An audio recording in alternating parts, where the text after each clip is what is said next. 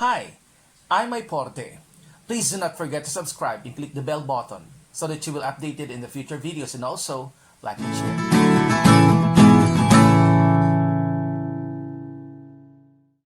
So today, let's discuss a different thing, how to become a competent MC. So let's see lang, what I'm going to share is, of course, my experience as an MC or a master of ceremonies, of course. So the question now is, what does an MC mean? Of course, it means master of ceremonies. And if you're talking about master of ceremonies, this is the official, for example, the official host of an event, of a ceremony, of a staged event, conference, convention, or for example, a similar performances, no? And then the next question is, what's the difference now? That's according to others. That's a big question, no? Of being the host or the MC. An MC or the master of ceremonies actually is sometimes called the host, okay? Especially if you are in the television, there are lots of television shows na ang tawag nila talaga is host, no? So on the show that is broadcasted every now and then. Okay, limbawa, may schedule ang kanilang schedule sa TV. So, host na talaga ang ginagamit nila. And if we're talking about MC, that is generally the host of one particular, for example, event that won't be repeated. So, it's clear now, no? So, the question now is, what is now the role of the MC?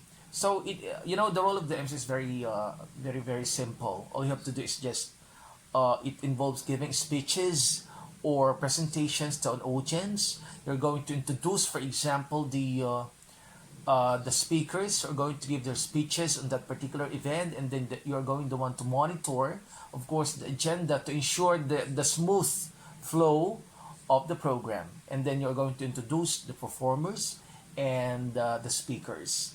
So the question now is how to become a competent MC or how to become an MC. So first, you ask yourself, okay, be sure that you like MCing, okay? That's really very important. And then what you're gonna do is to watch other MCs in the YouTube or kahit sa TV or kung saan man, okay? And then you're going to look for strategies from these MCs, no, na nakikita mo at napapanood. And then you can get also perhaps the tips.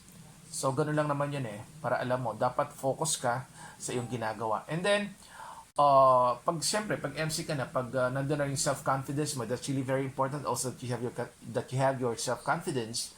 And then, dapat alam mo, what's the occasion or event all about? No? Ano to?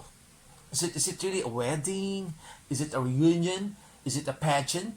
Why? Because to know the kind of occasion depends actually doon sa suot mo. Doon sa isusuot mo, no? Talagang dapat alam mo at yung atake na gagawin mo pa ikaw na ang nandoon sa, for example, sa stage at nandoon ka na sa harap ng mikropono, no? In front of many people also.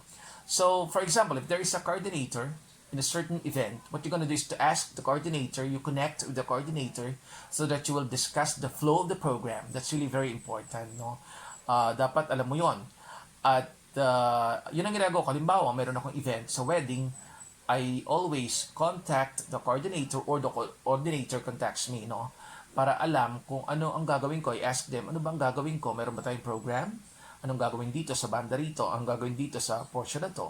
So, dapat alam mo para dire-diretso tayo. And then also, you're gonna ask the coordinator how to pronounce the different names, no? Especially the principal sponsors, secondary sponsors, lahat you're gonna ask the coordinator. That's really very important. And do not be sound like an American, okay? Because as I've told you, we are not Americans. For example, do not make Mendoza as Mendoza. Ladies and gentlemen, the entrance of Juan Mendoza. Don't do that because in the Philippines, that's Mendoza. So kung ano yung pronunciation or bigkas, yun ang susundin natin. Mercurio. Hindi pwede yun. Yun ay sa akin, no? Pero yun ang tama. Pero kung gusto naman ng iba, Mendoza. Edi Mendoza. Mercurio. Edi Mercurio. Lopez. Edi Lopez. But remember, we are in the Philippines. O kahit na nasaan tayo, mas gusto kasi ng mga taong ito na maririnig yung kanilang apelyedo o yung buong pangalan ng tugma at tama, syempre, no? So, next is, yung sabi nga, what is the attire? All about, pag pageant, syempre, formal, reunion, for example, pwede ka siguro nakamaong lang dyan sa reunion. Tapos kasi because of the different games, no? Na nandoon dapat masaya. So, iba-iba ang atake nito. And then, what else? So, iba-iba ang ating introduction natin sa sarili natin, no? Hindi yung seryoso, hindi yun. So, depende. Kung attire ay, halimbawa, ikaw ay naka-formal occasion, natural, formal occasion din lahat. Meron pang maganda pag formal occasion, for example, sa event or sa pageant, meron yung script na sinusunod. So, what you're gonna do is just to make an ad-lib. Anyway, we're going to discuss the ad-lib, okay, after this. So, of course, you prepare an effective opening. What should be the opening? Aside from the script that you have already, ano yung opening? Dapat alam mo yan, yung atake na gagawin mo para mas okay, mas praktisado. Kasi ako at my point, at my age talaga, pag meron akong event, even up to now, pag may event akong occasion, I ask always the program, and then I used to read the program. Before I used to read the program. Pero ngayon, syempre, ay siguro, pare-pareho na rin lang naman, ginagawa ko na ng iba-ibang mga kung saan isasangat yung mga dapat isangat para lang masaya at maging may buhay yung program, no? And then, you're going to set the tone of, for example, the tone for the event. Hindi pwedeng malungkot naman ang event. Lahat ng occasions, lahat ng event ko dapat masaya. Yun ang akin kasi andun ka para magpasaya. You're the captain of the ship, syempre, no? So in other words, there's no dead air or dead time. So what you're gonna do if there is a dead time or dead air, for example, what you're gonna do is, of course, you now apply your knowledge of ad-libbing. That's really very important. Kasi minsan, limbawa, ako ay MC sa isang event or sa isang pageant.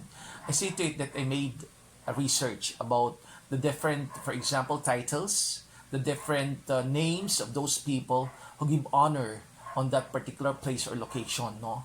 Para magkaroon ako ng ad-libbing also. Halimbawa naman, for the reunion, reunion of batch 1980. So, I made sure na ako ay mayroong mga information about 1980s.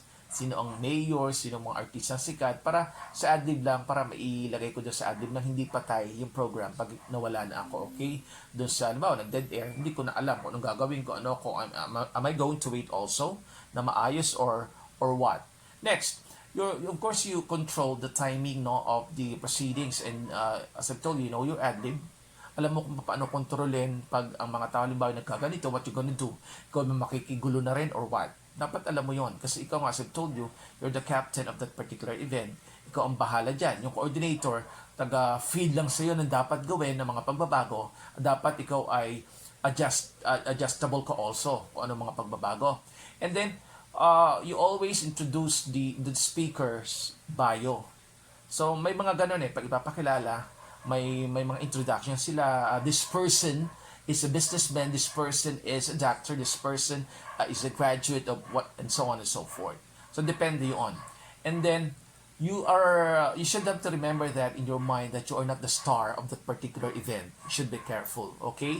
Ikaw ay kinuha para magpasaya, para mabayaran. Kasi hindi naman ikaw katulad ng iba na para pumunta doon, para magpahanga lang, no?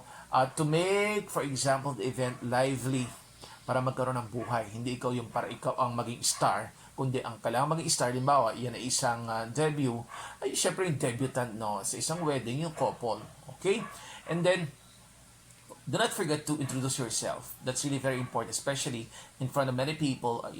Usually I made that before I start the program, no, during my introduction, ipapakilala ko ng sarili ko syempre sa kanila para alam nila. Why? Because perhaps in the future, one of the members doon sa mga guests doon ay baka they are looking also for an MC. So kukunin kanila, and then I make sure also na I have my calling card. Merong calling card, nandun ang aking mga contact number syempre. Para in times of need nila ang MC, andun lang ako, okay? And then one thing, the last one talagang very effective is practice, and know how to ask. Yun. Ako at up to now, nag-ask ako sa mga kaibigan ko, ano yung pagkakamali ko, sa MCing pa, ano pa yung dapat yung idagdag, ano yung uso. So, ano yung dapat? Okay? So, dapat nating malaman yung mga ganon sapagkat ito ay importante kung gusto mo maging MC sapagkat sa MCing, kikita ka ng pera, no? Marami libo ang bayad pag nag-MC ka. Okay? So, hoping that you learned something from the topic today, how to be a competent MC. Inuulit ko, ang aking binibigay na ito sa inyo ito ay tungkol lang sa aking karanasan bilang MC. Okay? So, sana may natutunan kayo. So, once again, I'm May Porte. Do not forget to subscribe and click the bell button so that you'll be updated in the future videos, and also like and share. So ingat po tayo, ingat-ingat palagi. Alalahanin, dapat tayong magbasa at ating binasa ay dapat nating intindihin para tayo may matutunan. So ingat and keep safe everyone.